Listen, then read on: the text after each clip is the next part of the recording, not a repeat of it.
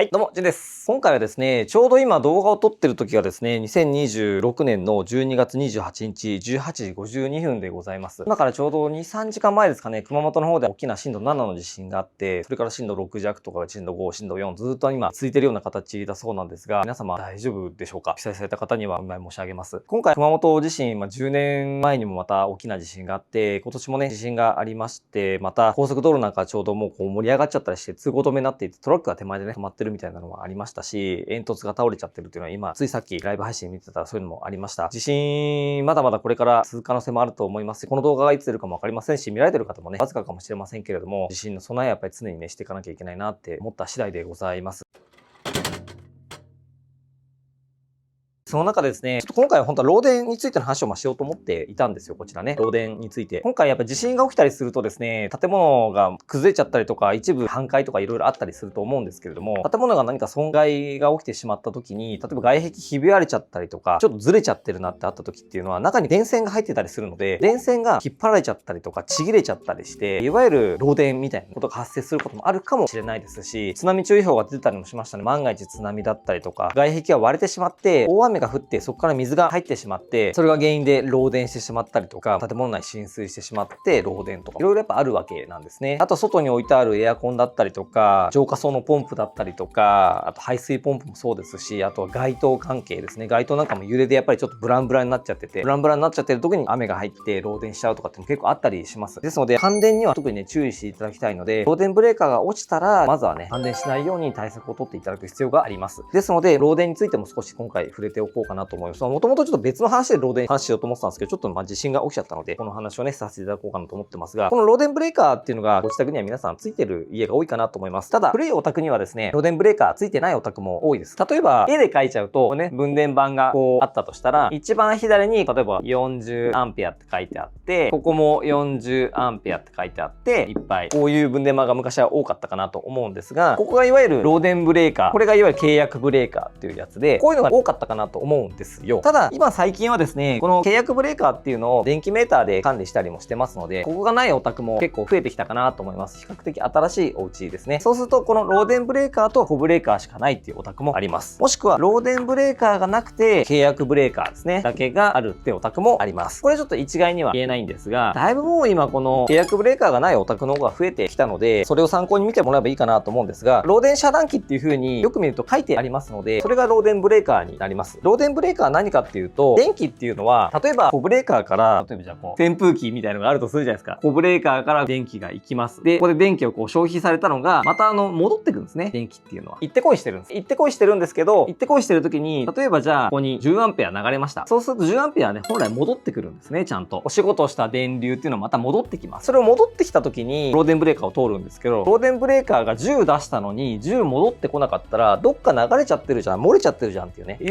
うのを検知するのが漏電ブレーカーです。で、なんで漏れちゃうかっていうと、ここの扇風機が、例えばじゃあ、超古い扇風機で、扇風機じゃ分かりづらいかも、なんでもいいんですけど、古くて、中ですと絶縁不良って言って、モーターとか基板とかいろんなのが不良になっちゃってて、アースが繋がってたりすると、電気がどんどん流れちゃうんですよ、こうやって。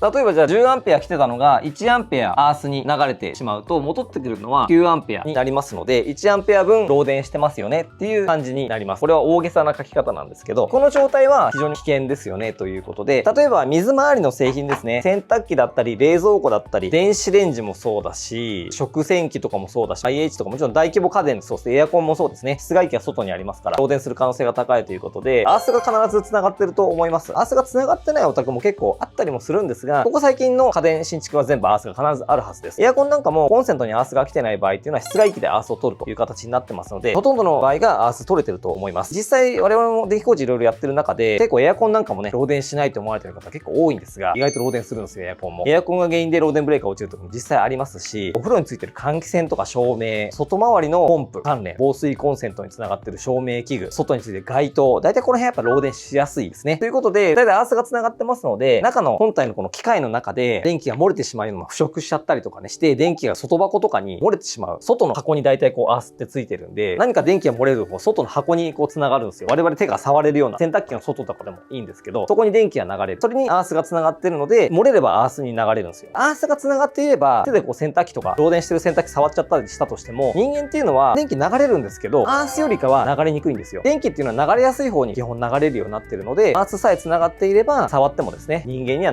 流れにくいという形になってます。トイレのウォシュレット、これアース取ってないお家結構多いと思うんですが、アースがないトイレもね、昔のとこは多いので、でもアース取ってないと、もしウォシュレット漏電したとするじゃないですか。ウォシュレットはプラスチックで基本できてますから、体触るところは漏電しないんですけれども、ウォシュレットの水、電気流すじゃないですか。ただ、設計上ですね、タンクの中とかも水流れになってるのかもしれないですけれども、ウォシュレットピーってお尻に当たってるとこ、そこも電気流れちゃうかもしれないじゃないですか。だからやっぱりアースはね、ちゃんと繋いでおかなきゃいけないという感じです。ウォシュレットを使って水出した瞬間に、おーみたいなね、ないと思いますけど、あるかもしれないじゃないですか。そういうのもあるので、水使う家電っていうのはですね、アースはしっかり取っていただきたいし、アースがないお宅っていうのは、アース工事をやっぱりしていただくのが安全かなとは思います。それがいわゆる漏電というものになるんですが、1アンペアなんて流れて、これがもし人間に流れちゃったら死んじゃいますからね。それぐらいの数字なんですよ。1アンペア100ワットって言いますけど、よくね、100ボルトの場合は死んじゃいます。どれくらい電気流れたら死んじゃうのかっていうのは、これは一応電気のルールというか決まってます。例えば、こんな感じで、ここに今3つぐらい写真出てるんですが、1つ 86.9 オームっていうこれね、なってるものに関して、これは設置抵抗を測りました。この分電盤に来ている設置抵抗と呼ばれるもので、分電盤には必ずこのアースがね、繋がってます。地面に。地面にアース棒が刺さってるわけです。こうやってね。土です。土。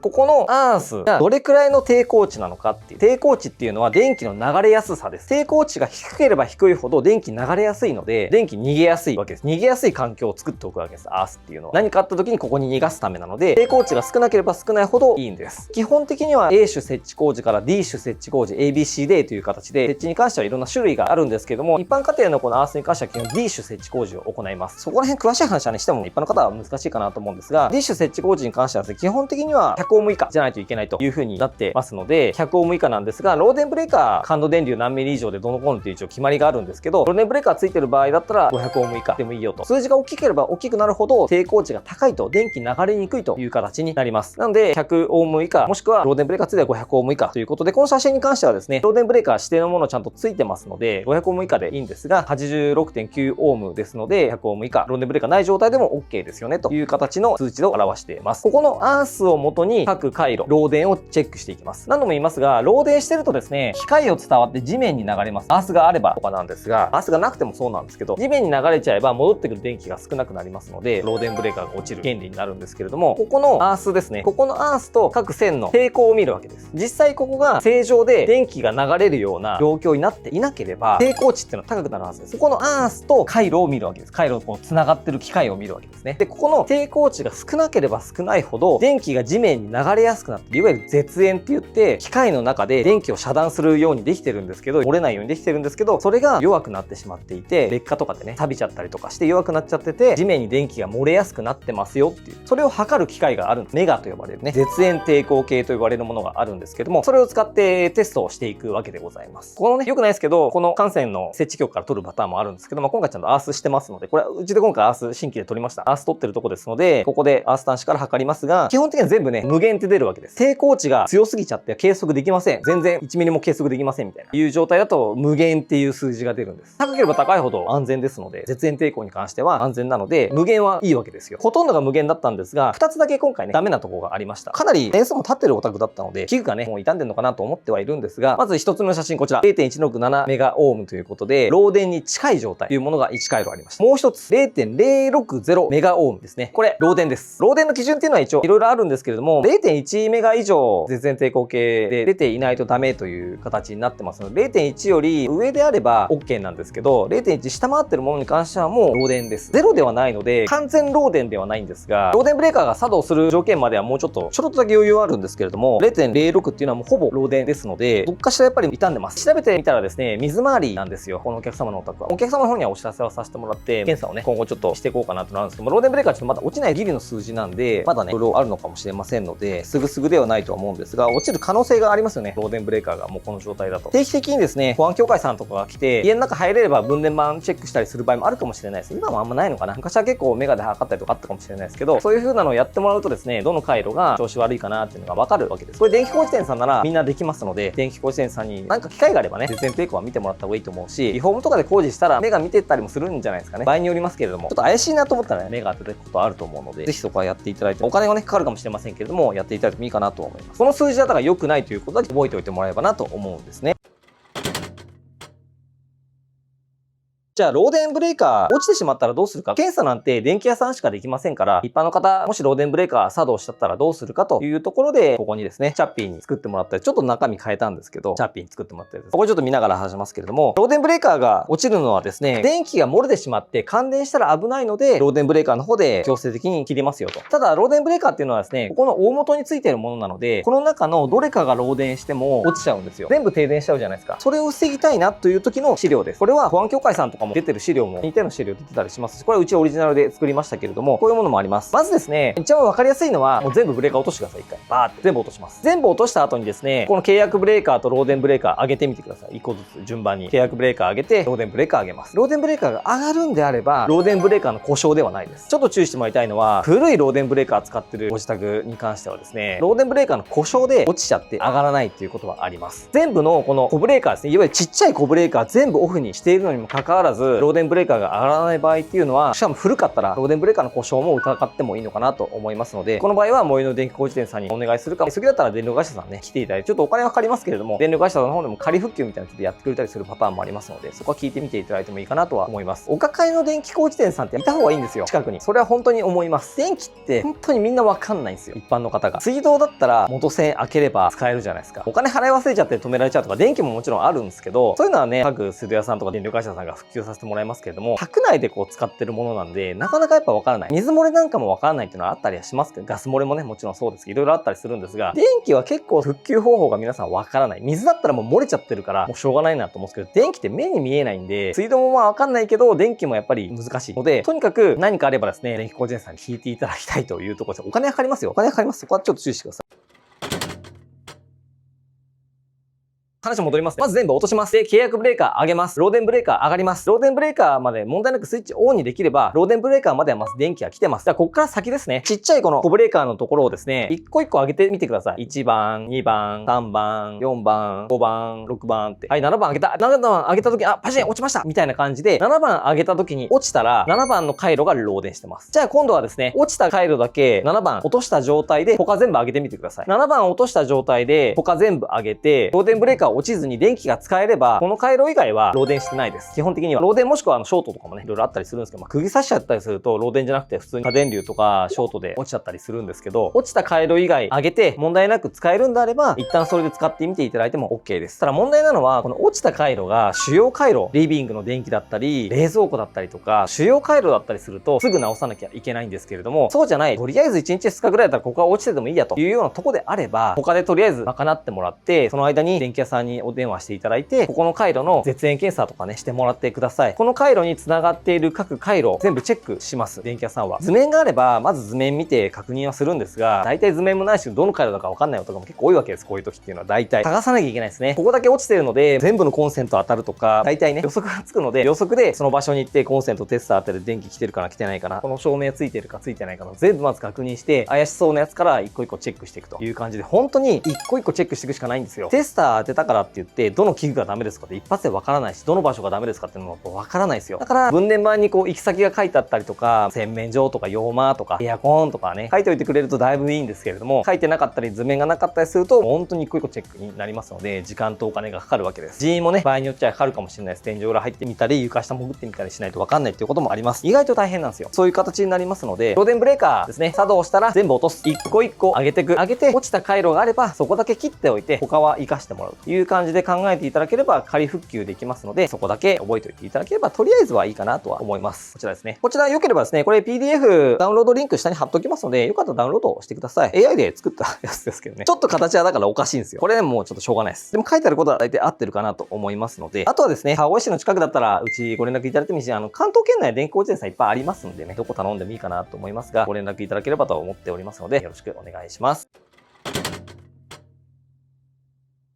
ということで、今回ちょっと地震の絡みもあったので、こういったちょっと漏電の話もメインでやりましたけれども、震災、災害が起きた後っていうのはですね、漏電する可能性も大いにありますので、今雨とか降ってなければですね、あまり影響出なかったりするものも、雨が降った後にですね、地震の揺れとかで何か緩んでしまったり、外れちゃったりしてるものに水が入って漏電するという可能性もゼロではありませんので、一度やっぱり地震が収まってからで構わないので、外回り見回ってもらう。ただ、瓦とかが落ちてくる可能性もあるので、そこだけ本当に気をつけてくださいね。2階に室外機があったらそれが落ちそうになってるとか、いろいろそういうのもあるかもしれないので、地震があった後ですから、職人さんもすごい忙しいかとは思うんですけれども、やっぱり点検を依頼するのがいいかなと思います。街灯なんかがもう落ちちゃってたりとかね、門柱が倒れてたりとか、門柱って門にポスト入れがあったり、上に街灯がついたり、それが倒れちゃったりしてると、地面やっぱ繋がっちゃってるんで、電気が。意外とそれが漏電するってこともありますし、そういうのもやっぱ気をつけなきゃいけないなと思っておりますので、あと本当にちょっと二次災害ね、本当に気をつけていただければと思いますので、電気も怖いんですけれども、建物全体ですね、安易な考えせずですね、余震もあって、少しずつひびがあったものが大きくなっちゃうこともあるかもしれませんので、本当に気をつけていただいて、専門家にまずやっぱり見ていただくということをお勧めいたします。ということで、今回少し電気についてお話をさせていただきましたが、当面の間ちょっとこの動画収益化するつもりはありませんので、収益化をオフには一応しておきますので、1年ぐらい経ったらオンにするかもしれないけど、わかんないですけどね、今はちょっと自信もありますので、ちょっと収益化オフでやらせていただこうかなと思ってます。そんなとこですね。